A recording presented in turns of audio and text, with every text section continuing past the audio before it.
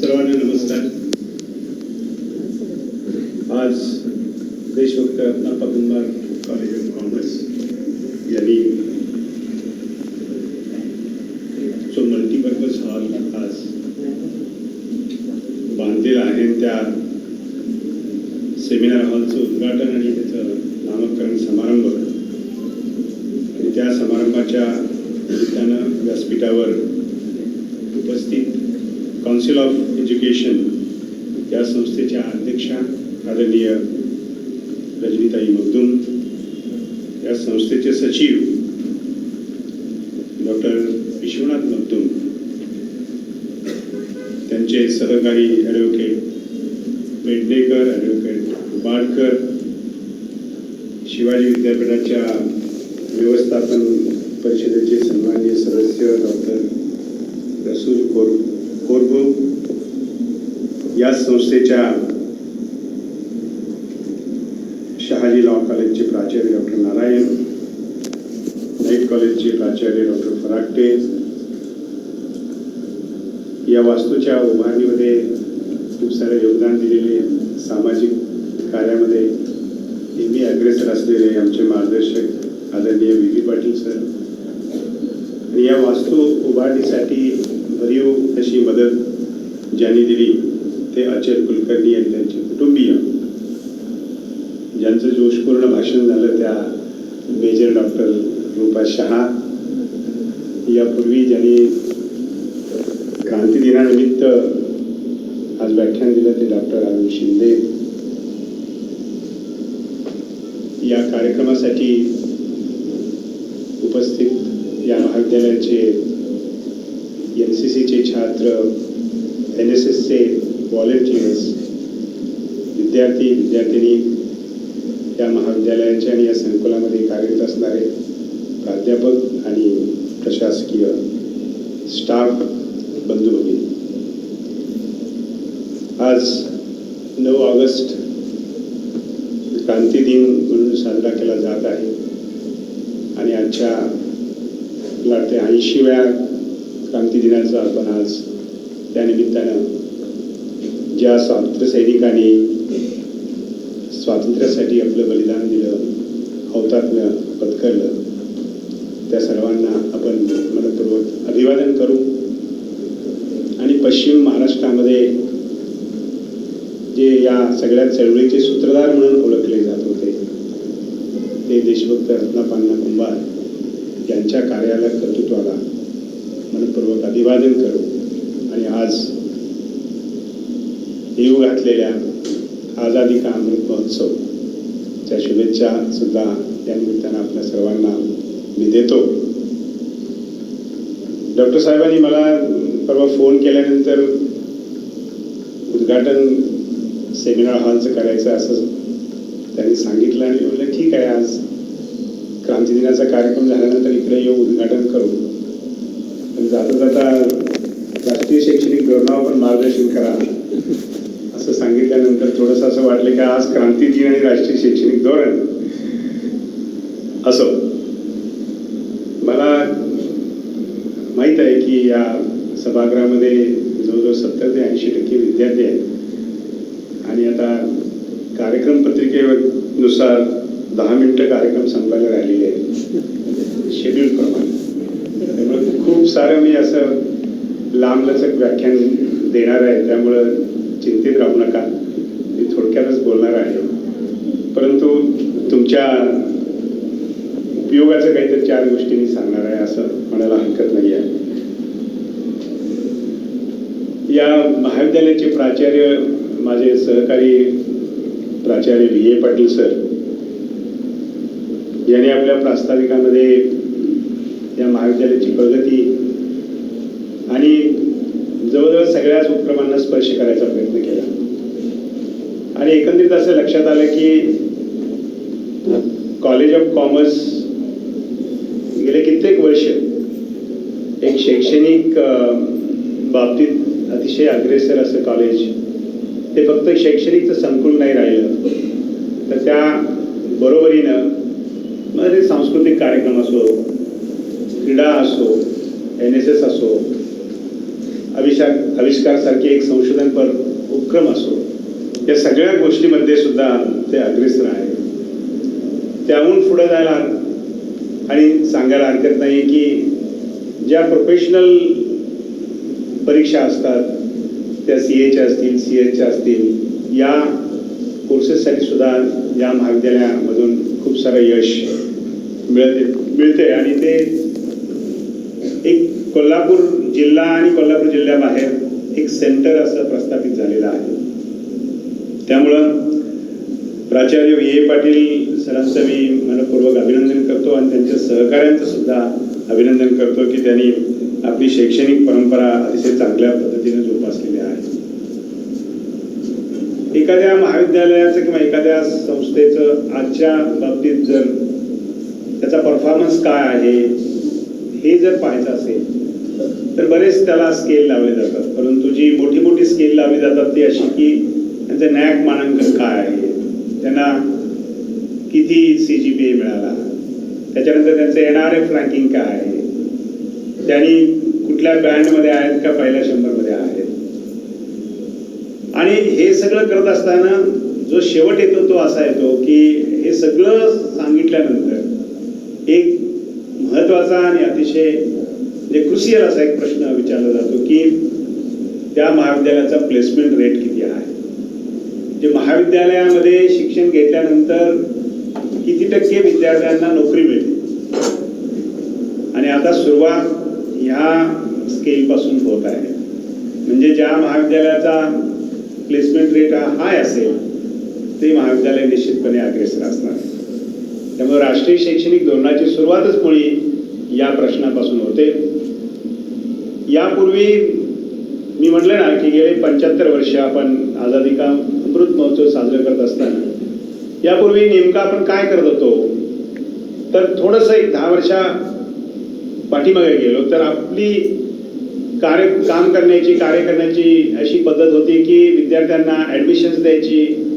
खूप विद्यार्थी असतील तर मेरिट लावायचं, त्याच्यापेक्षा खूप असतील तर त्यांची प्रवेश परीक्षा घ्यायची, त्यांना कोर्सेसला प्रवेश द्यायचा, त्यांना शिकवायचं, त्यांची परीक्षा घ्यायची आणि त्यांना पदवी द्यायची आणि तिथं फुल स्टॉप. आता ते पदवी घेतल्यानंतर ते काय करतात याची जास्त काही माहिती महाविद्यालयाला असायची नाही आणि त्याची विचारपूसही व्हायची नाही. पण अलीकडच्या काळामध्ये यामध्ये खूप सारे बदल झालेले आहेत आणि हे बदल अपेक्षितही आहे. त्याची सुरुवात अशी होती, एखादा विद्यार्थी, आता तुम्ही बघा आज 5000 विद्यार्थी या महाविद्यालयामध्ये शिकत आहेत आणि ज्या वेळेला प्रवेशाची धूमधाम चालू असते आणि ती धूमधाम आमच्यापर्यंत पण पोचते की सर मला कॉलेज ऑफ कॉमर्समध्ये प्रवेश पाहिजे. मग आम्ही म्हणतो तिथं जावा, तिथं मेरिट आहे, त्या मेरिटमध्ये तुम्ही बसत असाल तर तुम्हाला निश्चित प्रवेश मिळेल. ज्या वेळेला एखाद्या महाविद्यालयामध्ये प्रवेशासाठी खूप सारी विचारणा केली जाते त्याचा अर्थ असा होता की तो विद्यार्थी काहीतरी 4 पॅरामीटर्स तिथं पाहत असेल. आता निश्चितच एक निसर्गरम्य परिसर अशा प्रकारचा पॅरामीटर इथं नाही आहे याची मला खात्री आहे. मग असं नसून सुद्धा या महाविद्यालयामध्ये प्रवेश कशासाठी घ्यायचा, म्हणजे याचा अर्थ असा आहे की इथं मिळालेलं ट्रेनिंग आहे ते ट्रेनिंग मिळाल्यानंतर ज्या पुढच्या दिशा आहेत, करिअरच्या दिशा आहेत, त्यामध्ये जाण्यासाठी खूप साऱ्या गोष्टी आपल्याला सुकर होतात आणि मग आमचा पुढचा करिअरचा प्रवास हा जरा सोपा होऊन जातो. हे एक असेल. आणि अर्थातच दुसरं असेल की ह्या महाविद्यालयाचे किती विद्यार्थी सक्सेसफुल झालेले आहेत. ते सक्सेसफुल होत असताना त्याची सक्सेसची डेफिनेशन कदाचित एंटरप्रेन्योर म्हणून सुद्धा असू शकेल, कदाचित एक प्रोफेशनल एक्झाम म्हणून असेल, कदाचित उच्च शिक्षण म्हणून असेल, कदाचित प्राध्यापक म्हणून असेल, वगैरे वगैरे. हा सगळा डेटा ज्यावेळेला विद्यार्थी पाहतात त्यावेळेला ते आणि त्यांचे पालक असा विचार करतात की आपल्याला जर कॉमर्समध्ये शिक्षण घ्यायचं असेल तर college of commerce should be the first choice. अशी सेंटर्स जर निर्माण व्हायची असेल तर राष्ट्रीय शैक्षणिक धोरण अशा गोष्टींना पूरक असं काम करतं. आता ज्या वेळेला या शैक्षणिक धोरणाची अंमलबजावणी करायची असते त्यावेळेला विद्यार्थ्यांसाठी मी मुद्दाम सांगतो की या शैक्षणिक धोरणाला विद्यार्थी केंद्रित धोरण म्हटलं जातं. मी नेहमी जरी विनोदानं म्हणत असेल तरी गांभीर्याने घ्यायला पाहिजे की सगळेजणच विद्यार्थी केंद्रित म्हणत असतात आणि केंद्रामध्ये कोण असतं आणि परिघावर कोण असतं याचा गांभीर्याने विचार केला. केंद्रामध्ये शिक्षक असतात, केंद्रामध्ये संस्था चालक असतात, केंद्राच्या जरा जवळ हे पालक असतात आणि दूरवर परिघावर सगळे विद्यार्थी असतात आणि केंद्र आणि परिघ यांची भेटच होत नाही, अशी परिस्थिती निर्माण होते. तर खऱ्या अर्थानं जर त्या परिघावरची सगळे विद्यार्थी केंद्रात आणायचं असेल तर राष्ट्रीय शैक्षणिक धोरणाची अंमलबजावणी करायला पाहिजे. आता विद्यार्थी मित्र मी तुम्हाला मुद्दाम सांगतो, ते तुम्हाला सांगत असताना प्राध्यापकांना कळणार आहे मी काय म्हणतोय ते. आज आपण ऍडमिशन घेत असताना राष्ट्रीय शैक्षणिक धोरणामध्ये काय अपेक्षा आहे? आज ऍडमिशन घेत असताना आपल्याकडं एक ठराविक पॅटर्न आहे. म्हणजे उदाहरणार्थ मी बीकॉम प्रोग्रामला ऍडमिशन घेतलं, तर बीकॉम प्रोग्रामला ऍडमिशन घेतल्यानंतर ज्या महाविद्यालयामध्ये मी ऍडमिशन घेतलं तिथे आज परिस्थिती काय, तर एक अभ्यासक्रम त्या महाविद्यालयाने, ते स्वायत्त असल्यामुळं मी महाविद्यालय म्हणतो, ते स्वायत्त नसेल तर विद्यापीठाने तो ठरवलेला अभ्यासक्रम जो आहे तो तुम्हाला घ्यावा लागतो. So you have no choice.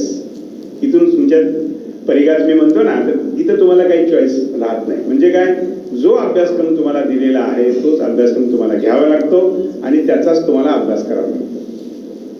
आता इथे राष्ट्रीय शैक्षणिक धोरण मी तुमच्या दृष्टीने सांगतो. राष्ट्रीय शैक्षणिक धोरण हे 30 मिनिटांमध्ये 35 मिनिटांमध्ये सांगायचं नाही आहे. त्याचं प्रास्ताविक 30-35 मिनिटांमध्ये करावं आणि मग आठवडाभर त्या गोष्टीचं प्रवचन द्यायला काय हरकत नाही आहे. असा तो मोठा विषय आहे. कारण त्याच्यामध्ये शालेय शिक्षण येतं, उच्च शिक्षण येतं, संशोधन येतं, बऱ्याच गोष्टी येतात. परंतु विद्यार्थ्यांना हे शैक्षणिक धोरण आपल्या दृष्टीनं काय आहे हे जर माहीत करून घ्यायचं असेल तर काही 4 गोष्टी माहीत झाल्या तर मला वाटतं त्याचा प्रसार आणि प्रचार चांगल्या प्रमाणात होतो. तर इथे असं आहे की विद्यार्थ्यांनी भले एखाद्या प्रोग्रामला, बीकॉम प्रोग्रामला असं म्हणूया आपण, प्रवेश घेतला एखाद्या महाविद्यालयामध्ये. आता इथे विद्यार्थ्याला एक अशी चॉईस द्यायची एक प्रोव्हिजन केलेली आहे आणि त्यासाठी एक संकल्पना या धोरणामध्ये सांगितलेली आहे आणि ती आता अंमलात पण आणलेली आहे. त्या संकल्पनेचं नाव असं आहे की जी विद्यार्थ्यांना क्वचितच माहीत असेल की अकॅडमिक बँक ऑफ क्रेडिट्स नावाची ती संकल्पना आहे. आता हे व्याख्यान जरी सेमिनार हॉलचं उद्घाटन करण्याच्या वेळी राष्ट्रीय शैक्षणिक धोरण बोलायचं असलं तरी सुद्धा एक कुलगुरू म्हणून विद्यार्थ्यांना होमवर्क द्यायला काय हरकत नाही. तर गुगल बाबाला विचारायचं आहे अकॅडमिक बँक ऑफ क्रेडिट्स काय आहे. तर तुम्हाला गुगलमध्ये एक PDF मिळेल आणि त्या PDF मध्ये ते सगळे रेग्युलेशन मिळेल. मी साधं करून सांगायचा, सोपं करून सांगायचा प्रयत्न करतो. तर जसं तुम्ही कॉमर्सचे विद्यार्थी आहे, तुम्हाला बँक सगळ्यात जवळचा विषय हा कॉमर्सच्या विद्यार्थ्यांचा आहे. इतरांच्या दृष्टीने बँक खूप दूर असते, पैसे असले तरच ते तिकडे जातात. पण बँक म्हणजे काय असते, त्याचे व्यवहार म्हणजे काय असतात हे कॉमर्सच्या विद्यार्थ्यांना समजून घ्यायचं आणि समजून सांगायचा विषय आहे. अशाच पद्धतीनं अशी एक बँक जी विद्यार्थ्याची असेल आणि ज्याच्यामध्ये क्रेडिट्स हे जमा होत जातील. आता हे क्रेडिट्स म्हणजे काय, तर तुमच्या बीकॉमला जर एक 20 सब्जेक्ट्स, त्याला तुम्ही सब्जेक्ट म्हणता, खऱ्या अर्थाने त्याला कोर्सेस म्हणायला पाहिजे, तर एक 20 कोर्सेस असतील. त्या प्रत्येक कोर्सेसला, प्रत्येक कोर्ससाठी त्याचं एक मूल्यांकन ठरलेलं असतं. तो किती तास शिकवला, त्याच्यामध्ये काय आहे काय नाही, आणि त्याच्यावर त्याची क्रेडिट्स दिली जातात. उदाहरणार्थ एखाद्या कोर्समधलं एक युनिट जर 15 तास शिकवलं तर त्या कोर्सचं 1 क्रेडिटचं काम झालं. आणि ढोबळमानानं एखादा कोर्स जो आहे तो 4 क्रेडिट्सचा असतो ढोबळमानानं. तर तुम्हाला 1 क्रेडिटचा पण कोर्स असेल, 2चा असेल, 3चा असेल, 4चाही असेल. हार्डली 5 आणि 6 क्रेडिटचे कोर्सेस एखाद्या सेमिस्टरमध्ये तुम्हाला लाभतील, मिळतील. तर त्यामुळं हायएस्टेस्ट जनरली 4 क्रेडिट्समध्ये असतात. त्यामुळे याचा अर्थ असा की जर तुमच्याकडे सगळ्या कोर्सेसला जर 4 क्रेडिट्स असतील तर बीकॉमच्या 20 पेपरचे 80 क्रेडिट्स झाले. तर हे 80 क्रेडिट्सचा ज्या वेळेला तुम्ही अभ्यास करता, अध्ययन करता, परीक्षा देता, तर तुम्हाला त्याच्या अनुषंगानं किती मार्क्स पडतात ती सगळी मेकॅनिझम तो चालू राहतो. पण या 80 क्रेडिट्ससाठी ज्या वेळेला तुम्ही परीक्षा देता, जिथं जिथं तुम्ही उत्तीर्ण होता त्या उत्तीर्ण झाल्यानंतर तुम्ही अर्न केलेले क्रेडिट्स हे तुमच्या खात्यावर जमा होतात. आता हे खातं सेंट्रली ऑपरेट केलं जातं. सेंट्रली म्हणजे केंद्राने एक पोर्टल केलेलं आहे, त्याचं टायटल ही अकॅडमिक बँक ऑफ क्रेडिटचं पोर्टल असं आहे. तुमच्या नावाने तिथं अकाउंट ओपन केलं जातं. तुम्हाला जसा PRN मिळतो तसा एक युनिक अकाउंट नंबर सुद्धा तिथं मिळतो आणि तुमच्या अकाउंटवर सगळे क्रेडिट जमा केले जातात. गंमत पुढं आहे, ती अशी की आता तुमच्यावर तुम्हाला एक अशी सोय करून दिलेली आहे शैक्षणिक धोरणानं आणि स्वायत्त महाविद्यालयानं त्याच्याकडं बारकाईनं बघणं अतिशय आवश्यक आहे. ती अशी आहे की राष्ट्रीय शैक्षणिक धोरणामध्ये असं सांगण्यात आलेलं आहे की विद्यार्थ्याला अशी मुभा द्या की 50% क्रेडिट्स जे आहेत त्याने कॉलेजच्या बाहेरच्या इन्स्टिट्यूशनमधनं मिळवलं तरी सुद्धा चालते.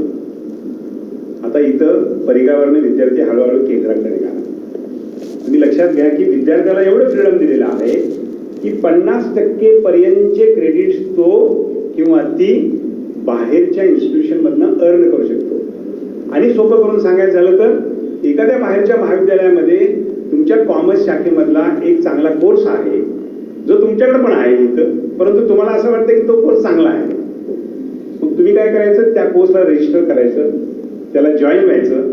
Most of the times online माध्यमातून असेल किंवा तुम्हाला जर तिथं जाऊन 2-3 कोर्सेस करायचा असेल तर तुम्ही तिथं प्रवेश घ्यायचा एखाद्या सेमिस्टरला आणि तिथं तो करायचा, त्याची परीक्षा द्यायची आणि जे तुम्हाला तिथं क्रेडिट्स मिळतील ते तुमच्या इकडे ट्रान्सफर करायचे. मला वाटतं एवढं सगळं फ्रीडम आजपर्यंतच्या 75 वर्षामध्ये नव्हतं, तर ते तुम्हाला आता मिळतंय.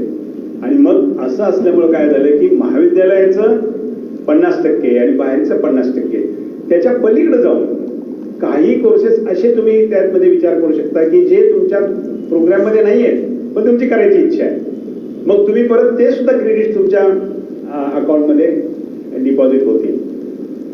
तुम्ही मिळवलेले जे काही क्रेडिट्स असतील त्याचं लाईफ 7 वर्ष असेल. 3 वर्षाच्या कोर्ससाठी मिळवलेले क्रेडिट्स तुम्ही बाहेर पडून आत येणे, ज्याला मल्टिपल एंट्री आणि मल्टिपल एक्झिट म्हणतो, अशा पद्धतीची सोय सुद्धा विद्यार्थ्यांना दिली जाणार आहे. म्हणजे काय, बीकॉमला मी प्रवेश घेतला परंतु फर्स्ट इयर माझं झालं, आता मला माझ्या काहीतरी अडचणी आहेत आणि मला काहीतरी काम करायचं आहे, तर मी काय करणार, मी प्रोग्राममधनं बाहेर पडणार.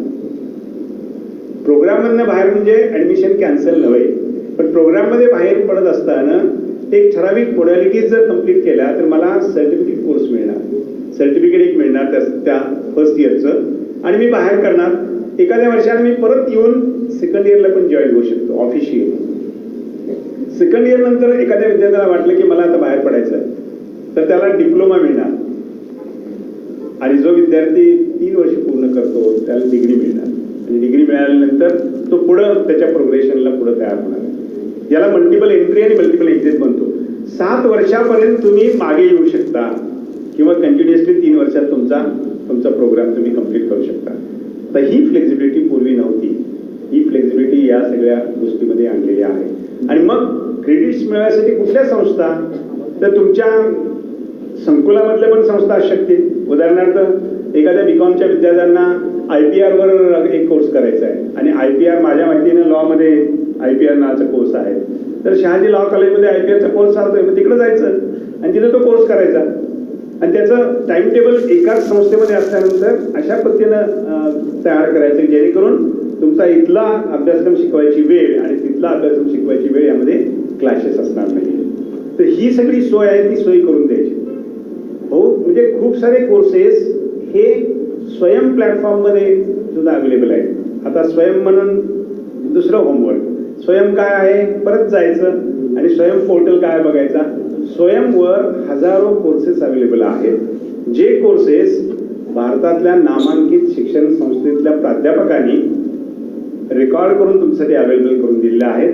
त्यांचे नॅशनल लेवलचे कोऑर्डिनेटर आहेत, ते वर्षातून 2 वेळा त्या कोर्सेसची अनाउन्समेंट करतात, त्याला रजिस्ट्रेशनला देतात आणि साधारणतः 1000-1200 रुपये जर तुम्हाला क्रेडिट्स अर्न करायचे असतील तर त्याची एक्झामिनेशनची फी पण ते घेतात. आणि हे झाल्यानंतर तुम्हाला तिथं कुठल्याही इन्स्टिट्यूशनमध्ये जायला लागत नाही आणि न जाता सुद्धा त्या कोर्सला तुम्हाला ऍडमिट होता येतं, त्याची परीक्षा देता येते आणि ते क्रेडिट्स परत अर्न करता येतात.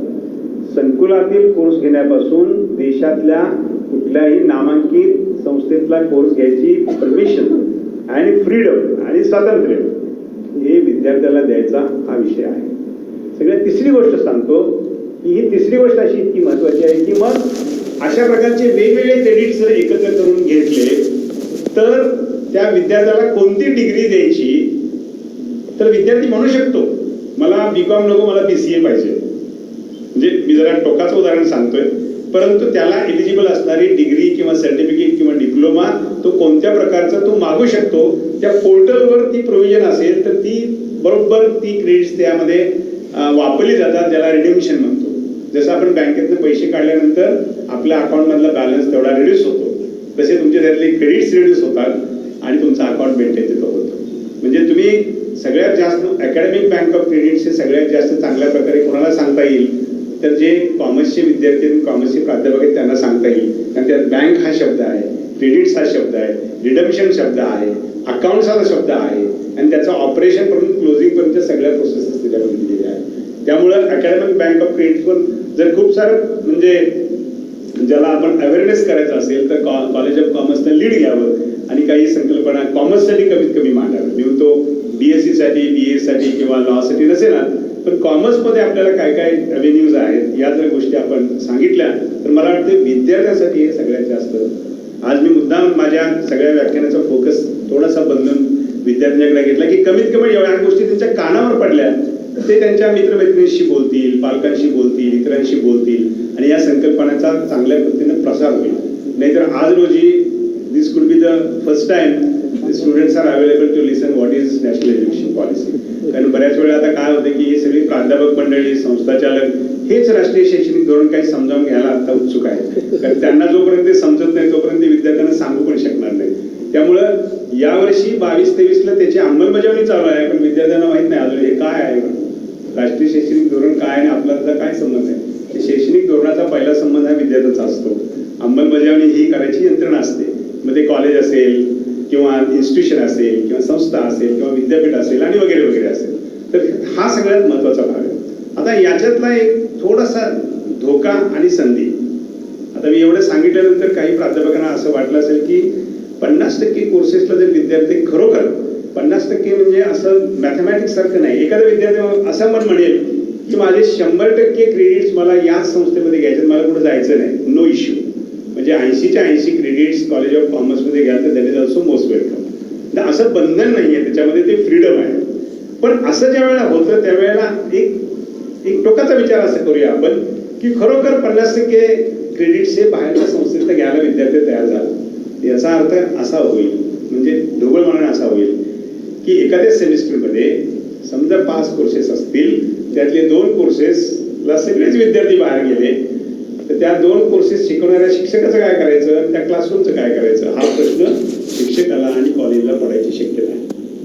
आता त्याचं हा आपण एका बाजूने विचार केला, त्याचं साधं सोपं आणि व्यवहारिक उत्तर असं आहे जे परत कॉमर्सच्या दृष्टीनं असं आहे की तुम्ही बाहेर जाताय म्हणून तुम्ही खंत नका बाळगू.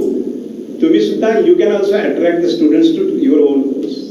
म्हणजे तुमच्याकडे असा USP पाहिजे की तो कोर्स म्हणजे कॉलेज ऑफ कॉमर्स. जसं आज BCom म्हणलं की कॉलेज ऑफ कॉमर्स म्हणलं, तसा अकाउंटन्सी म्हणलं की कॉलेज ऑफ कॉमर्स. त्यामुळे तुमचा अकाउंटन्सीचा कोर्स एवढा हाय लेवलचा पाहिजे, एवढा अट्रॅक्टिव्ह पाहिजे, एवढा युजफुल पाहिजे, एवढा क्वालिटी कॉन्शियस पाहिजे की शिवाजी विद्यापीठातल्या सगळ्या विद्यार्थ्यांना मला वाटायला पाहिजे की मला अकाउंटन्सी घ्यायचं असेल तर मी उदाहरण म्हणून सांगतोय कॉलेज ऑफ कॉमर्समध्ये जायला पाहिजे. अर्थात सगळे विद्यार्थी आले तर मग तिथं प्रश्न येणार, त्यावेळेला मग तिथं एक मेकॅनिझम डेव्हलप करायला लागणार की आम्ही जास्तीत जास्त 60 घेऊ शकतो, म्हणजे टॉपचे 60 फक्त तिथं आहे, त्याचा क्रायटेरिया चालू होणार. एखादी डिव्हिजन जास्तीत जास्त वाढू शकते, 120 आम्ही घेऊ शकतो. याचा अर्थ एखादी डिव्हिजन वाढवायचा जो अधिकार आहे तो स्वायत्त महाविद्यालयाला असतो. आणि परवाच मला एक सर्क्युलर पाहायला मिळालं की यापूर्वी अशा प्रकारची डिव्हिजन वाढवायसाठी आम्हाला विद्यापीठ शासनाचा प्रवास करायला लागत होता, तो आता प्रवास थांबलेला आहे. त्यामुळे एखाद्या चांगल्या कोर्सेसला मल्टिपल डिव्हिजन म्हणजे देऊन ते विद्यार्थ्यांना अभ्यासक्रमात द्यायची जर सुविधा द्यायची असेल तर स्वायत्त महाविद्यालयालाच ती आहे, इतर महाविद्यालयाला ती नाही आहे. हा स्वायत्त असायचा फायदा आहे तो एक्सप्लोर व्हायला पाहिजे. म्हणजे हे कॉलेज लेवलचं मी बोलतोय. म्हणजे विद्यार्थ्यांची सोय झाली, शिक्षकांची सोय झाली, महाविद्यालयामध्ये ती प्रोव्हिजन करता आली आणि जास्तीत जास्तपर्यंत एक चांगलं क्वालिटी एज्युकेशन आपल्याला देता आलं.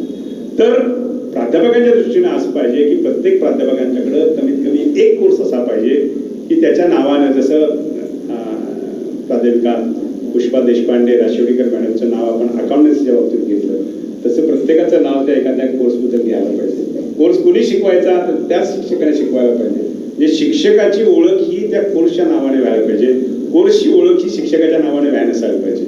त्यावेळेला असं होईल की तो कोर्स ना त्या कॉलेजमधले अमुक तमुक शिक्षक काढा, कोड त्याचा करा आणि त्याचा रजिस्ट्रेशन करायला जावा. अशा पद्धतीची यंत्रणा पुढच्या 8 ते 10 वर्षामध्ये डेव्हलप होणं हे अपेक्षित आहे. मला वाटतं माझं एक्झाम्पल जे आहे ते it makes the things clear. त्याच्यामध्ये क्लॅरिटीच्या बाबतीत काही इश्यू असायचं काही कारण नाही. असेल तर मी तुम्हाला होमवर्क दिलेला आहे, त्यामुळे ते वाचायचं आणि मग ते क्लॅरिफाय करून घ्यायचं. कारण 2 वर्ष आपण काय शिकलो हेच शिकलो, काय कळत नसलं तर ऑनलाईन बसायचं आणि समजून घ्यायचं. त्यामुळे ते एक मोठं ट्रेनिंग विद्यार्थ्यांना मिळालेलं आहे आणि अर्थातच सगळ्यांना मिळालेलं आहे. या सगळ्या गोष्टी ज्यावेळेला आपण विचार करतो त्यावेळेला दुसरी एक संकल्पना मार्केटमध्ये आलेली आहे. ती मुद्दाम मला या विद्यार्थ्यांना सांगायची आहे ती अशी की जे कन्व्हेन्शनल कोर्सेस आहेत, जे BA असतील, BCom असतील, MA असतील, MCom असतील, काही अर्थाने BCA सारखा एखादा कोर्स असेल, हे कोर्सेस आता या देशामध्ये 100% ऑनलाईन मोडमध्ये अवेलेबल होत आहेत. 100% ऑनलाईन मोड याचा अर्थ डिस्टन्स नव्हे. डिस्टन्स मोडमध्ये जर अवेलेबल असेल तर डिस्टन्सला रजिस्ट्रेशन केल्यानंतर कधी कधी सिम कलेक्ट करायला जावं लागतं, असाइनमेंट द्यायला जावं लागतं, कॉन्टॅक्ट सेशनला जावं लागतं आणि वगैरे वगैरे. परीक्षा द्यायला पण जावं लागतं. मी ज्यावेळेला ऑनलाईन म्हणतो त्यावेळेला कोणत्याही शिक्षकाकडं, कोणत्याही संस्थेकडं प्रत्यक्ष फिजिकली कुठेही जायचं नाही. भारत देशातल्या कुठल्याही संस्थेशी तुम्ही एखादा ऑनलाईन प्रोग्राम असेल, BCom प्रोग्राम असेल तर तुम्ही जॉईन होऊ शकता. आणि तो जर क्वालिटी असलेल्या एखाद्या विद्यापीठाचा असेल तर निश्चितच तो मोठ्या प्रमाणात जॉईन होऊ शकता. म्हणजे physical attendance is not mandatory as far as the UG courses in typical streams are concern. I am not saying की सगळे BSc पण होतात, सगळे MS सगळे होणार नाही. मी मुद्दाम शब्द असा वापरला की जिथं प्रॅक्टिकल्स नाही आहेत, हँड्स ऑन सेशनसाठी लॅबमध्ये जावं लागत नाही, अशा एक 13 कोर्सची एक प्रोग्रामची लिस्ट आहे. त्या लिस्टमध्ये तुम्ही जाऊ शकता. आता याचे फायदे आहेत आणि याचे तोटे आहेत. काय फायदा आहे? विद्यार्थ्याची सोय आहे. तोटा काय? जर BCom चांगल्या इन्स्टिट्यूशनमध्ये ऑनलाईनच्या माध्यमातून चालू झाला तर काय होणार आहे की महाविद्यालयाला प्रवेश घ्यायला पाहिजे का असा प्रश्न होणार. आणि त्यामुळं परत महाविद्यालयावर ही रिस्पॉन्सिबिलिटी येते की विद्यार्थी फिजिकली येण्यासाठी जे जे करायला लागते ते सगळं करावं लागणार आहे. आज फॉर एक्झाम्पल तुम्हाला सांगायला हरकत नाही की MBA प्रोग्राम 100% ऑनलाईनमध्ये अवेलेबल आहे. काही नामांकित विद्यापीठामध्ये 5-5 हजार विद्यार्थी MBA प्रोग्रामला ऑनलाईनच्या मोडमध्ये आहे. एक मोठं म्हणजे त्याला आपण ॲव्हेन्यू किंवा संधी, रेव्हेन्यूची संधी ही बऱ्याच मोठ्या विद्यापीठांना प्राप्त झालेली आहे. परत एक होमवर्क म्हणून सांगतो की ज्यांचं UG झालेलं आहे, UG होत आहे आणि त्यांना भविष्यामध्ये जॉब करत करत मास्टर्स कोर्स करायचा आहे, त्यांना ऑनलाईन ही चांगली मोठी संधी आहे. आणि ते ऑनलाईन चांगल्या नामांकित विद्यापीठामध्ये करायची सुद्धा संधी आहे. अर्थात if you want to go for some better option, you may have to pay for that. म्हणजे असं काय ते इट इज नॉट फ्री. तर त्याला पण ते द्यायला सुद्धा काही हरकत नाही. तर चांगलं शिक्षण मिळत असेल तर ते सुद्धा करायला हरकत नाही. तर ही ऑनलाईनचा जो काय आहे तो काळ आता ऑलरेडी आलेला आहे, तो येणार आहे असं नाही आहे. आणि मग तुमच्या कन्व्हेन्शनल कोर्समध्ये सुद्धा मी अकॅडमिक बँक ऑफ क्रेडिट ज्यावेळेला बोलतो त्यावेळेला कन्व्हेन्शनल कोर्समध्ये सुद्धा याच महाविद्यालयाने काही कोर्सेस सुद्धा ऑनलाईनमध्ये द्यायची व्यवस्था करता येणार. त्यामुळे आता मी किती गोष्टी सांगितल्या, त्यातल्या किती विद्यार्थ्यांसाठी होत्या, किती शिक्षकांसाठी होत्या, किती कॉलेजसाठी होत्या, किती संस्थेसाठी होत्या. कारण मी मगाशी लॉचं मुद्दाम उदाहरण दिलं की एखादा कोर्स तिकडेही करता येतो. म्हणजे जेवढं संकुल तुमचं reach in the sense of disciplines, म्हणजे तुमच्याकडे कॉमर्स पण आहे, तुमच्याकडे लॉ पण आहे, तुमच्याकडे आर्ट्स पण आहे, नाईट कॉलेजमध्ये तुमच्या आर्ट्स पण आहे. आणि तुम्ही जर असे मल्टिपल डिसिप्लिन्स तुम्हाला तुमच्या संकुलामध्ये किंवा तुमच्या संस्थेमध्ये दिले तर तुमचे विद्यार्थी संस्थेतले एका इन्स्टिट्यूटमध्ये दुसऱ्या इन्स्टिट्यूटमध्ये इझिली जाऊ शकतील आणि access will be much more simple and easy. मग हे करायची जबाबदारी परत संस्थेला येते. आणि त्यातला शेवटचा भाग म्हणजे मी मुद्दामच म्हटलं, मी जास्त वेळ बोलणार नाही, तो असा की या देशामध्ये फक्त 3 प्रकारच्या इन्स्टिट्यूशन्स राहणार आहेत पुढच्या 10-1 वर्षामध्ये. लगेच उद्या नाही. तर त्या कोणत्या 3 प्रकारच्या इन्स्टिट्यूशन्स? त्या 3 प्रकारच्या इन्स्टिट्यूशन्स अशा आहेत की एक टीचिंग इंटेन्सिव्ह युनिव्हर्सिटी म्हणून एक प्रकार असणार आहे. युनिव्हर्सिटी परंतु टीचिंग इंटेन्सिव्ह युनिव्हर्सिटी. याचा अर्थ असा नाही की ते रिसर्च करणार नाही, ते रिसर्च करणार पण त्यांचा more focus will be on teaching. दुसरी असाल ती रिसर्च इंटेन्सिव्ह युनिव्हर्सिटी असेल, अर्थात तेही टीचिंग करणार पण त्यांचा जास्त फोकस जो असेल तर रिसर्चवर असणार आहे. हे विद्यापीठाचे 2 प्रकार झाले. आणि तिसरा जो प्रकार आहे त्याचं टायटल असं आहे degree awarding autonomous institutions. Let me repeat, degree awarding autonomous institutions. आता ऑटोनॉमस इन्स्टिट्यूशनमध्ये तुम्ही आहात, हे कॉलेज आहे. आता डिग्री अवॉर्डिंग स्टेटस मिळवण्यासाठी प्रयत्न करायला पाहिजे. एकदा जर डिग्री अवॉर्डिंग स्टेटस मिळालं तर तुमचा आणि विद्यापीठाचा काहीही संबंध राहणार नाही. याचा अर्थ विद्यापीठ पुढं कोणतं आव्हान आहे, मोठं आव्हान, की एक वेळ अशी येणार आहे की विद्यापीठ म्हणजे कॅम्पस आणि सगळी महाविद्यालयं ही एकतर डिग्री अवॉर्डिंग ऑटोनॉमस इन्स्टिट्यूशन्स होतील किंवा त्याचा भाग होतील. सगळ्याच महाविद्यालयांना ऑटोनॉमी मिळणार नाही. मग त्यांनी त्या एखादा क्लस्टर फॉर्म करून त्याचा भाग व्हायला पाहिजे आणि त्या एका क्लस्टरमध्ये ही सगळी प्रोसेस होणार आहे. म्हणजे भविष्यामध्ये एकतर तुम्हाला डिग्री अवॉर्डिंग इन्स्टिट्यूशन व्हायला पाहिजे, नसेल तर तुम्हाला जी इन्स्टिट्यूशन आहे त्याचा भाग व्हायला पाहिजे, त्या क्लस्टरमध्ये सामावून जायला पाहिजे. आणि हेही नसेल तर विद्यापीठाचे कॉन्स्टिट्यूट कॉलेज व्हायला पाहिजे. ही तिसरी आहे. आणि हे नसेल तर यू हॅव टू क्लोज. हा चौथा ऑप्शन सुद्धा तुम्हाला विचार करायला पाहिजे, कारण तिचा पाचवा ऑप्शन नाही आहे. हे एक तर तुम्ही स्वतः व्हा, दुसऱ्यांच्या बरोबर जावा, विद्यापीठाला हस्तांतरित करा, नाहीतर ते तुमचं जे काही कॉलेज आहे ते you have to transfer to someone and then get away from that whole activity. अशा प्रकारची परिस्थिती ही त्या काळात आहे. त्यामुळं सगळ्यांच्या समोर चॅलेंजेस आहेत. फक्त फ्रीडम आहे ते फक्त एका वर्गाला आहे, तो म्हणजे विद्यार्थी वर्ग. त्यामुळे विद्यार्थ्यांच्या दृष्टीने राष्ट्रीय शैक्षणिक धोरण हे फार मोठी गोष्ट आहे, फार मोठं युजफुल धोरण आहे. आणि ज्याला आपण कॅफेटेरिया अप्रोच म्हणतो, अगोदर थोडंफार म्हणतो, तो अप्रोच तुम्हाला अडॉप्ट करण्यात येणार आहे. मला वाटतं या निमित्तानं मी परत एकदा महाविद्यालयाचं अभिनंदन करतो की एक फॅसिलिटी क्रिएट झाली. सेमिनार हॉल, ते म्हणत होते की अशा प्रकारचा हॉल उपलब्ध नाही आहे, तर अशा प्रकारच्या बऱ्याच फॅसिलिटीज आता भविष्यामध्ये आपल्याला क्रिएट करायला लागणार आहेत. उदाहरणार्थ एक डिजिटल स्टुडिओ निर्माण करायला लागणार आहे. आपण ज्यावेळेला ऑनलाईन कोर्सेसचं बोलतो त्यावेळेला ऑनलाईन कोर्सेस तयार व्हायला पाहिजेत. जर ते तयार व्हायचे असेल तर त्या फॅसिलिटीज क्रिएट करायला पाहिजेत आणि त्यासाठी ॲडव्हान्स एखादा डिजिटल स्टुडिओ निर्माण करायला पाहिजे. शिक्षकांना ट्रेनिंग द्यायला पाहिजे की how to prepare digital record किंवा डिजिटल लेक्चर, आणि त्याचं थोडंसं त्याच्या सर्व्हरवरती सगळं टाकून त्याला ॲक्सेस द्यायला पाहिजे. म्हणजे टेक्नॉलॉजी अडॉप्ट करायला पाहिजे. म्हणजे physical infrastructure, availability of the technology, ICT training, ICT availability and reaching to the students in a big way. या सगळ्या गोष्टी करणे ही भविष्यातली सगळ्याच महाविद्यालयासमोरची आव्हानं आहेत. आणि त्यातल्या त्यात ऑटोनॉमस पुढं ती जरा जास्त मोठ्या प्रमाणात आहे. त्याचं कारण काय, त्यांनी ऑटोनॉमी घेतलेली आहे. मला फक्त जाता एवढंच सांगायचं आहे की ऑटोनॉमीच्या बाबतीत मला असंच एका प्राध्यापकाने एक प्रश्न विचारला की नेमकं ऑटोनॉमीनं काय साध्य होते आणि ऑटोनॉमी का घ्यायची किंवा काय झालं. त्याला म्हटलं तू डेफिनेशन वगैरे मी वगैरे काही सांगणार नाही, फक्त साध्या शब्दात सांगतो जे मगाशी मी विद्यार्थ्यांना सांगायचा प्रयत्न केला त्या शब्दात, आणि मी थांबणार आहे. की त्याला म्हटलं की तू एक प्राध्यापक आहेस आणि तुला असं वाटतं की विद्यापीठाचं वेळेत परीक्षा होत नाही, परीक्षा झाल्या तर वेळेत निकाल लागत नाहीत, निकाल लागला तर अभ्यासक्रम 10 वर्षापूर्वीचा शिकवतात, असं सगळं तुला वाटत होतं, बरोबर आहे ना. तर होय, आता ते सगळं ऑटोनॉमस कॉलेज करायचं आहे की वेळेत परीक्षा घ्यायची, वेळेत निकाल लावायचे, चांगले अभ्यासक्रम तयार करायचे, काळाबरोबर जे लागतात त्या सगळ्या गोष्टी पटकन करायच्या. जेवढं जेवढं विद्यापीठाने करावं लागत ते असं चांगल्यासाठी वाटत ते सगळं तुम्ही स्वतः करायचं, कारण तुम्ही ऑटोनॉमस आहात. या सगळ्या चांगल्या करणाऱ्या माझ्या खूप साऱ्या शुभेच्छा देतो आणि तुमचं कौतुक करतो आणि थांबतो. जय हिंद, जय हिंद.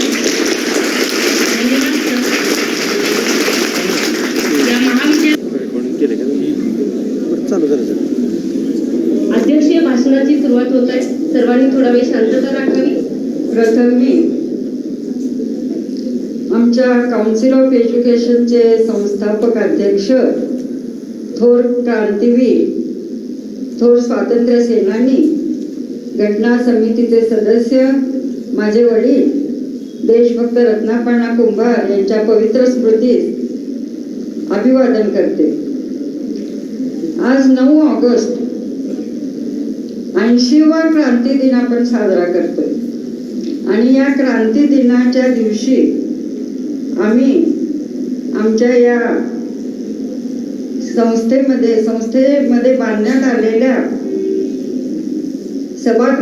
नवीन सभागृहाचे उद्घाटन आणि नामकरण समारंभ करत आहोत. आणि तो झालेला आहे कैलासवासी पुष्पा देशपांडे राशिवडीकर सभागृह असा. तर आज या सभागृहाच्या उद्घाटन प्रसंगी उपस्थित असलेले आजचे आपले प्रमुख पाहुणे माननीय डॉक्टर डी.टी. शिर्के, कुलगुरू शिवाजी विद्यापीठ कोल्हापूर, उपस्थित या कार्यक्रमासाठी उपस्थित असलेले आमच्या संस्थेचे सचिव डॉक्टर विश्वनाथ मगदूम, उपस्थित आमचे संचालक ॲडव्होकेट वैभव पेडणेकर साहेब, ॲडव्होकेट वैभव पेडणेकर साहेब, ॲडव्होकेट अमित बाडकर साहेब, उपस्थित पुष्पाताई देशपांडे यांचे आतेभाऊ आणि त्यांचे सर्व कुटुंबीय, त्याचबरोबर उपस्थित असलेले या इमारतीचं किंवा या सभागृहाचे ज्यांनी बांधकाम केलं ते व्ही पाटील साहेब, उपस्थित सर्व प्राध्यापक वर्ग, या कार्यक्रमासाठी उपस्थित असलेले आमचे सर्व विद्यार्थी विद्यार्थिनी आणि बंधू भगिनी. तर आज क्रांती दिन आपण मागं वळून पाहताना या क्रांती दिन कसा, त्यावेळेला क्रांती कशी झाली हे जेव्हा वाचतो, आमच्या अरुण शिंदे सरांनी मगाशी ते त्यांच्या व्याख्यानात सर्व उद्बोध केलेला आहे. तर असा हा क्रांती दिन, जी क्रांती देशामध्ये झाली आणि आपल्याला स्वातंत्र्य मिळालं, त्यावेळची माणसं, त्यावेळी त्यामध्ये भाग घेतलेले सर्व आपले स्वातंत्र्य सेनानी सैनिक, तर एक मोठी क्रांती जेव्हा आपण मागं वळून बघताना त्याचे जेव्हा विचार करतो तेव्हा अंगावर शहारे आल्याशिवाय राहत नाही. आज लोकमतमध्ये अण्णांच्या त्यावेळच्या त्यांनी जो सहभाग घेतला आणि जी क्रांती घडवून आणली आणि देशाला स्वातंत्र्य मिळवून दिलं, तर यामध्ये अनेक स्वातंत्र्य सैनिक हुतात्मे झाले. अनेकांनी आपल्या संसारावर तुळशीपत्र ठेवून या लढ्यामध्ये सहभागी झाले आणि उडी घेतली आणि आपण स्वातंत्र्य मिळवलेलं आहे. तर अशा या स्वातंत्र्य 9 ऑगस्ट क्रांती दिन साजरा करताना आम्ही आमच्या कॉलेजच्या पहिल्या विद्यार्थिनी आणि प्राध्यापिका कैलास अशी पुष्पा देशपांडे राशिवडेकर मॅडम यांनी मोठा सहभाग यामध्ये शैक्षणिक कर्तृत्वामध्ये दिलेला आहे. आणि त्यानंतरही आपल्या या कॉलेजशी संबंधित राहण्यासाठी किंवा त्या कॉलेजशी आपण जोडून राहण्यासाठी त्यांनी आपली इच्छा व्यक्त केली होती की काही या कॉलेजला आपण देणगी द्यावी, आणि त्यांच्या सर्व कुटुंबियांनी ती इच्छा पूर्ण करण्यासाठी इथं 25 लाख रुपयाचं अनुदान दिलं आणि आपलं त्यांचं नाव राहावं म्हणून त्यांनी आम्हाला विनंती केली.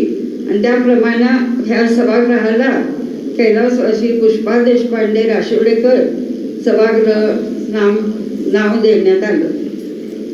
तर ही एक क्रांती आहे म्हटलं तर वावगं ठरू नये.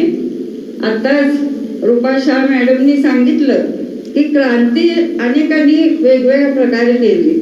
आज अण्णांनी स्वातंत्र्य लढ्यात क्रांती केली, त्याचबरोबर शैक्षणिक क्षेत्रात क्रांती केली, सहकारामध्ये क्रांती केली. ते खरोखर क्रांतीवीर होते असं मला वाटतं. तर आज या कार्यक्रमासाठी आमचे शिर्के साहेब, कुलगुरू साहेब इथं उपस्थित राहिले. हा एक मोठा दुग्ध शर्करा योग आहे असं म्हटलं तर वावगं ठरू नये. आज 75 वर्षात आपण स्वातंत्र्याच्या पदार्पण केलेलं आहे आणि त्याचबरोबर आज क्रांती दिन आहे. विद्यापीठातील नवीन क्रांतिकारक विचार त्यांनी आणून त्यामध्ये भरपूर सुधारणा केलेल्या आहेत. तर आज या उद्घाटनासाठी ते आले, याबद्दल मी त्यांचं मनस्वी असं स्वागत परत एकदा करून आभार मानते. तर आज मी फार बोलणार नाही. आत्ताच त्यांनी नवीन शैक्षणिक धोरणाबद्दल आपले विचार किंवा हे धोरण काय आहे हे विद्यार्थ्यांना समजावून सांगितलेलं आहे. तर आता जे नवीन शैक्षणिक धोरण आहे ते विद्यार्थीभिमुख असणार आहे. विद्यार्थ्यांना काय पाहिजे ते आम्ही त्यांना द्यायचं, असं थोडक्यात त्याचं त्यांनी विश्लेषण करून सांगितलं. तर आजच्या या